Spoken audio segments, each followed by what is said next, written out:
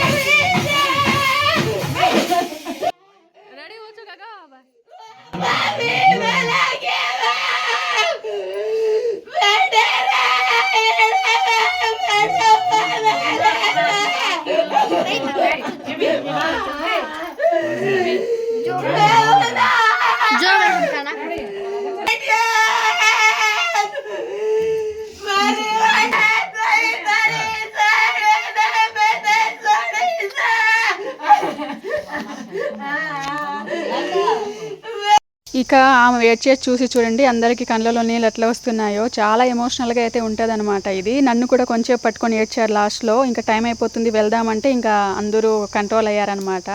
So చాలా బాధగా అనిపిస్తూ ఉంటుంది. మొత్తం ఏదేదో తలుచుకొని ఏడుస్తారనమాట. ఇంకా మాకు అమ్మ నాన్న ఎట్లా చనిపోయింది, ఎట్లా చూసుకుంటావో ఏమో, వదలద్దు తనని అని ఏదేదో అంటూనే ఏడుస్తుందనమాట మా పిన్ని. ఎంతసేపు ఏడుస్తారంటే మినిమం 1 గంటకు కూడా వదలరు, ఏదేదో తలుచుకొని ఏడుస్తూనే ఉంటారనమాట. ఇప్పుడు అయితే 10 నిమిషాలు అట్లా ఏడ్చింది మా పిన్ని అయితే. ఎంతమంది అసలు పట్టుకొని వదులు ఇంకా చాలు టైం అయిపోతుంది అని చెప్తూ ఉన్నా కూడా వదలదనమాట. అంత గట్టిగా పట్టుకొని అంత బాధతో ఏడుస్తారు. ఇక పెళ్ళికి స్టార్ట్ అవుతున్నాం. దానికోసమని ఇట్లా రుమాలు కట్టాలంట. రుమాలు కట్టిన తర్వాత ఫస్ట్ అమ్మా నాన్నకి, ఇంట్లో పెద్దవాళ్ళకి మొత్తం తాంబూలం లాంటిది ఇచ్చి పెళ్ళికి రండి అని పిలిచినట్లు పిలిచాలి. ఫస్ట్ అయితే మా అమ్మ నాన్న చూస్తున్నారు కదా వెనకాల ఫొటోస్, వాళ్ళే మా అమ్మ నాన్న చనిపోయిన అందరూ కూడా. సో మాకు చిన్నమ్మాయి చిన్నానే ఇంకా అమ్మా నాన్న కాబట్టి వాళ్ళకి ఫస్ట్ ఇస్తున్నారు. సో ఇప్పుడు కూడా ఎమోషనల్ అయ్యారనమాట. అందరూ ఏడుస్తున్నారు. కొంచెం బాధగా అనిపిస్తుంది. ఇంకా పెళ్ళి జరుగుతుంది అని సంతోషం ఉన్నా కూడా కొంచెం బాధ అనేది ఉంటుంది కదా పెళ్ళి జరిగేటప్పుడు. సో అందరూ ఏడుస్తున్నారనమాట. ఇంకా నాకు కూడా ఇచ్చారు. నేను కూడా కొంచెం కంట్రోల్ చేసుకున్నా, ఏడుపు వచ్చింది అప్పుడు. సో కంట్రోల్ చేసుకున్నా అనమాట. మా ఇంట్లో బంధువులకి కొంతమందికి ఇచ్చారు. ఇంకా బయట వెళ్ళి ఇవ్వాలి, ఇప్పుడు ఇవ్వకూడదు అని చెప్తే ఇంకా బయటకు పిలుచుకొని వెళ్ళి ఇస్తున్నారనమాట. నార్మల్గా మా ఇంట్లో అసలు లేడీసే రారనమాట. మా ఊళ్ళో ఎవరు కూడా భయపడతారు, ఎంతమంది చనిపోయారు, మీరు అసలు ఎట్లుంటారో ఏంటో అని భయపడి మా ఇంటి లోపలికి అసలు ఎవరు వచ్చేవాళ్ళే కాదు. అలాంటిది పెళ్ళి అని మొత్తం ఊళ్ళో ఉండే ప్రతి ఒక్క లేడీస్ కూడా మొత్తం వచ్చేసారు. మా ఇల్లు చూడండి ఎంతమంది లేడీస్ ఉన్నారో. అసలు ఇవంతా చూసింటే నాకు అసలు 10 నిమిషాలు ఉన్నారు మా ఇంట్లో. అంతా నలుగు వేసిన తర్వాత వచ్చారు ఇంట్లో. ఒక దాదాపు 10 నిమిషాలు ఇట్లా తిరిగేది ఎట్లా చేస్తున్నారు. చాలా హ్యాపీగా అనిపించింది. మా ఇంట్లో అసలు ఎవరు రారు కదా. సో ఇంతమంది లేడీస్ వచ్చారు అనేసి చాలా హ్యాపీగా అనిపించింది అనమాట. సో చాలామంది మా ఇల్లు అసలు ఎట్లుంటుందో కూడా తెలియదు లోపల. అసలు ఎవరు వచ్చేవారే కాదు. పెళ్ళి అనేసి ఇంతమంది వచ్చారనమాట.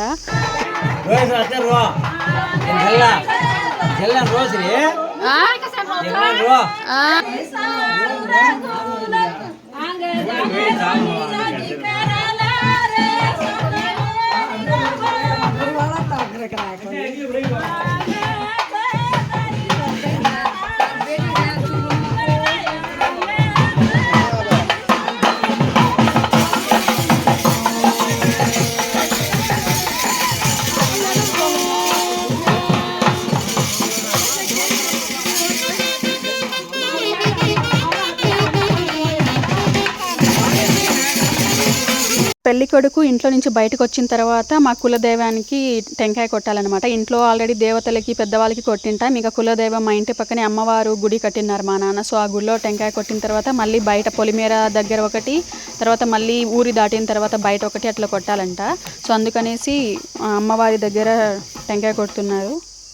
టెంకాయ కొట్టి వచ్చిన తర్వాత ఇట్లా స్టార్ట్ అవుతారనమాట. ఇంకా ఎక్కువ మంది పూజ చేస్తున్నారు కదా, ఇక్కడ టెంపుల్ కొత్తగా పెట్టారని మా ఊళ్ళో. అక్కడ పూజలో కూర్చున్న కొంతమంది అసలు పెళ్ళికి రాకూడదు, పొలిమేర దాటకూడదు అన్నారు. దానివల్ల మా ఊర్లో చాలామంది ఆల్మోస్ట్ 99% అసలు రాలేదు పెళ్ళికి. అయితే కొంతమంది వచ్చారు. సో ఇంకా స్టార్ట్ అవుదామనేసి వెళ్తున్నాం అనమాట.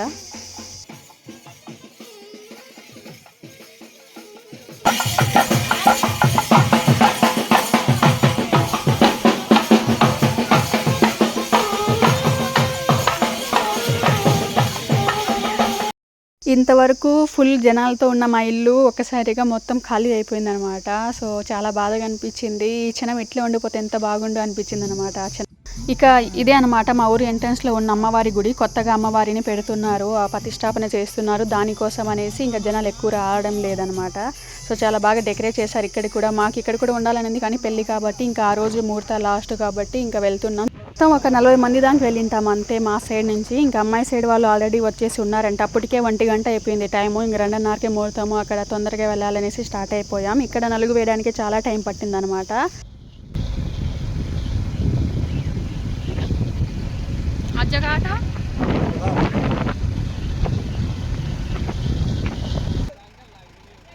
ఇక ఇక్కడికి వచ్చేసామన్నమాట. మా ఊరి పొలిమేర. ఇక్కడ టెంకాయ కొట్టాలంట. టెంకాయ కొట్టి కర్పూరం వెలిగించాలి, తర్వాతే వెళ్ళాలి అనేసి అన్నారు. దానికోసం అప్పుడే 1 గంట అయిపోయింది. చాలా చీకటిగా ఉందన్నమాట. సో అందుకని టెంకాయ కొట్టాలనేసి ఇక్కడైతే ఉన్న బండిని ఆపేసాం.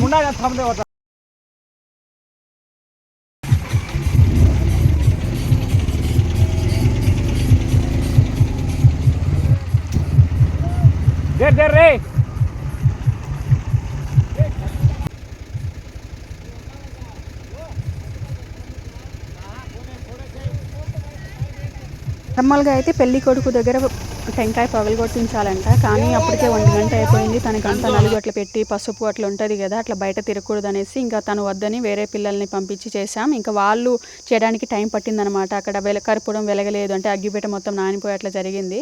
సో అక్కడ ఒక 10 నిమిషాలు లేట్ అయిపోయింది. ఇంకా కర్పూరం